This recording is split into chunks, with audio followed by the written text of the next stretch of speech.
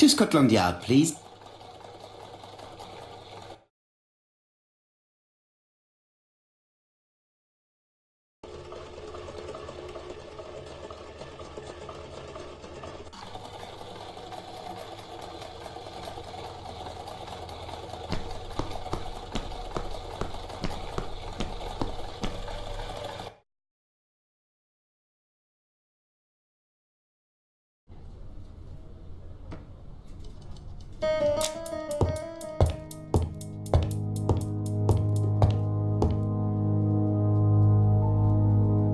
Japp appears to be snowed under.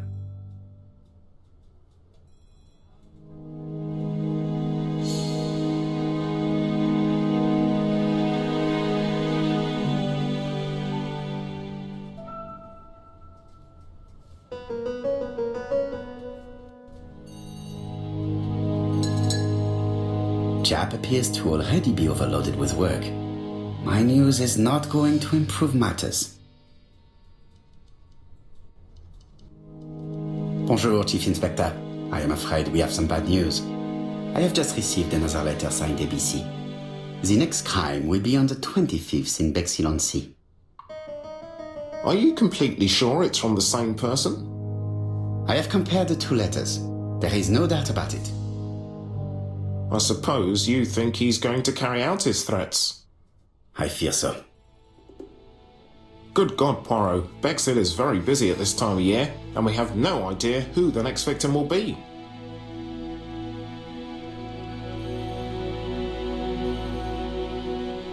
I suspect that the name of the second victim will start with B. What on earth makes you think such a thing? I thought about it when I saw the name Asher clearly written over the shop door of the unfortunate woman who was murdered in Andover last month. When I received a letter mentioning Bexhill, I deduced that the victim, like the town, might have been chosen by alphabetical order. So it's an alphabet fiend. I'm going to have a list drawn up of all the people whose name starts with B. I hope there aren't too many of them. Bien, we should leave you to work, Chief Inspector. You have a few days to prepare yourself. Thank you for coming, my friends.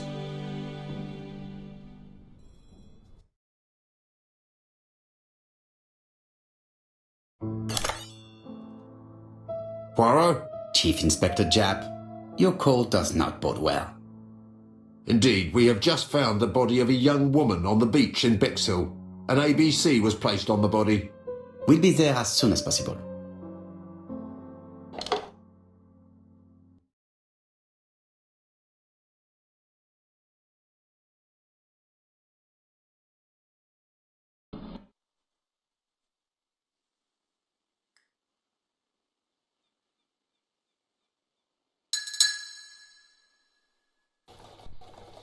Bexhill is a delightful town. It would be nice to come back and visit. I do not entirely agree. Walking at the beach damages my shoes, and it hurts my knee. So the years have not spared you, my friend. It's the same for all of us. That is exactly what I said to myself when I saw you back from your travels. Poirot! Do not be offended, Hastings. I can see Japp waiting for us. And from his face, I would say that things are not looking good.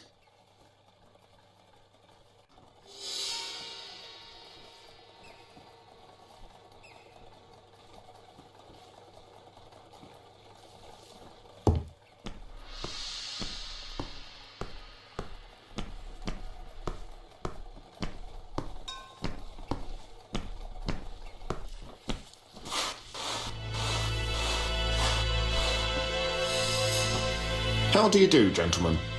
Chief Inspector? I fear your admirer has struck again, Poirot.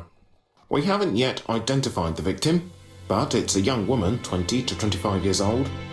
Death occurred last night between 11:30 and 1 o'clock, and we found an ABC guide on the body. Was she pretty? Come on, Poirot, that's rather out of place. It has no bearing on the murder. Are you certain? For women, it is often the most important thing. It often decides their destiny. The body hasn't been moved. You can see for yourself. Has the press been informed? Not yet, but I'm planning to. I haven't yet informed them about the presence of the ABC guide in Andover. Nobody has reported a young woman missing? Not for the moment. No witnesses, I imagine? Indeed. We've asked everybody who may have met a young woman fitting her description last night to come and see us, but I have little hope of gaining anything from it. It's early days, Chief Inspector, and the news may not have spread around the town yet. I hope you're right, Hastings.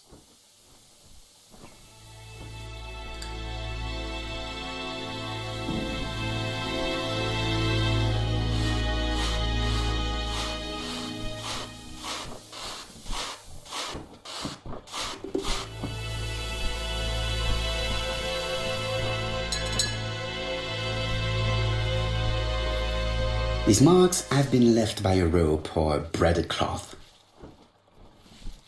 A braided silk belt. It may have belonged to the victim. The young woman wasn't wearing shoes or a coat and was not carrying a bag. That's strange. Either the murderer stole her belongings or she put them somewhere safe. Maybe so that she could bath. She was a great beauty. Strange that chap didn't notice it.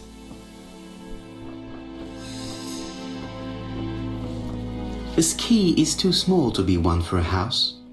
Without a doubt, it is for a padlock. Apart from the marks on her neck, there are no signs of the struggle.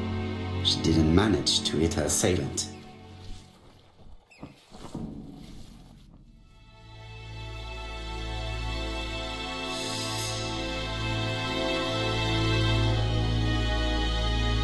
The guide is open at the page for the Bexhill train times.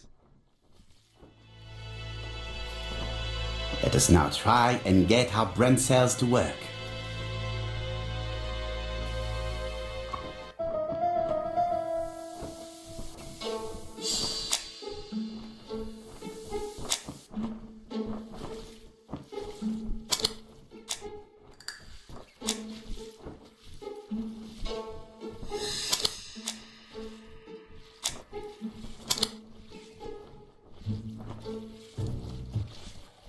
The poor child must have been strangled with his braided belt.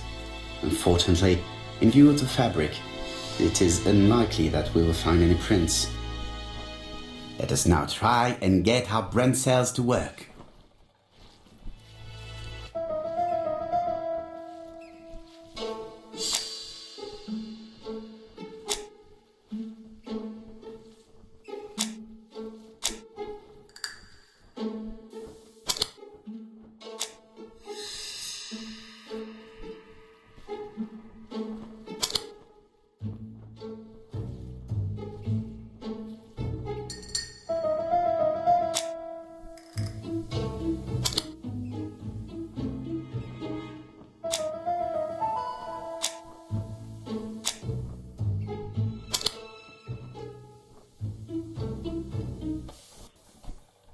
The medical officer should confirm that the victim was strangled with her own belt.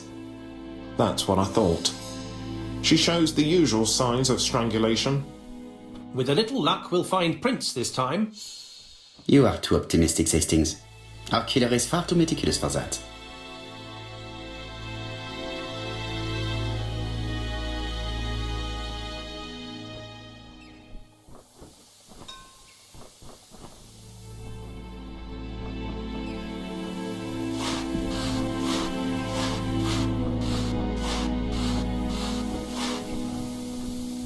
This hut is locked.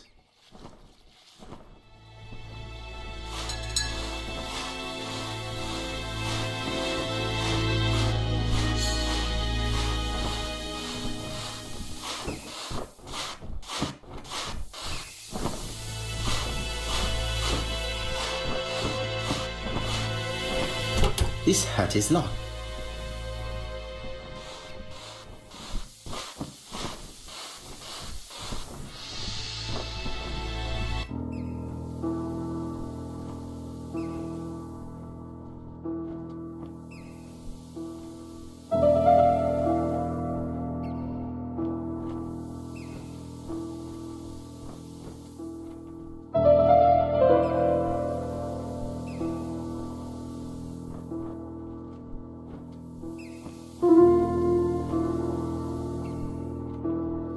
A dual locking padlock. I need to find it.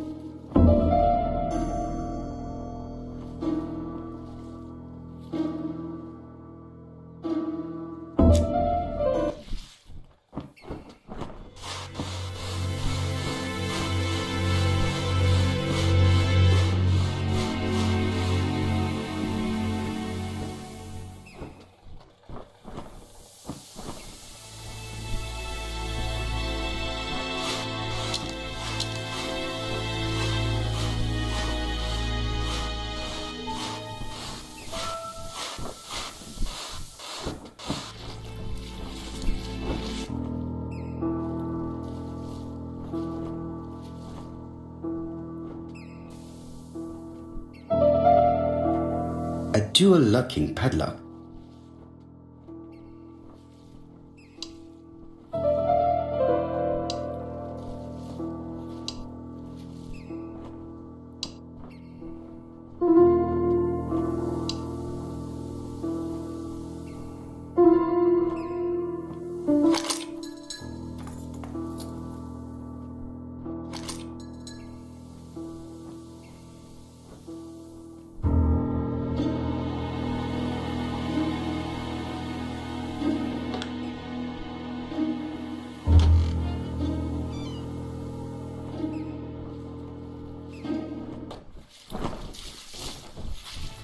The purse is full. Yet again we can dismiss theft as the motive for the murder. Here is the watch she must have removed to prevent it from getting wet. A top brand lipstick. She liked to take care of her appearance. As well as a photo of the victim with some company. It could be useful to me.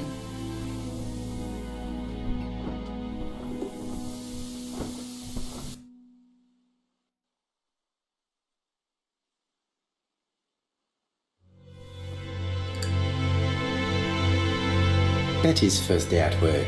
Mom is very proud of you. Elizabeth Barnard, 7 August 1931. So, the young lady did have a name starting with B, and she worked as a ginger cat, an establishment that must be slightly further along the beach.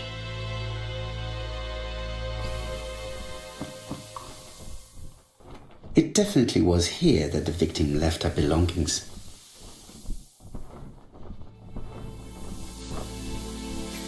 Jap has gone to the police. The victim has been identified and her family had reported her disappearance. She was called? Elizabeth Barnard, mainly Betty. She worked as a ginger cat at the cafe slightly further along the beach. But Poirot, how on earth? Never mind. Do you have her address? Yes, she lived with her parents on the street leading to the beach, number 22. Shall we go? You are far too impatient, Hastings. Let the poor people take in the news first. Let us go and visit the cafe where Betty worked.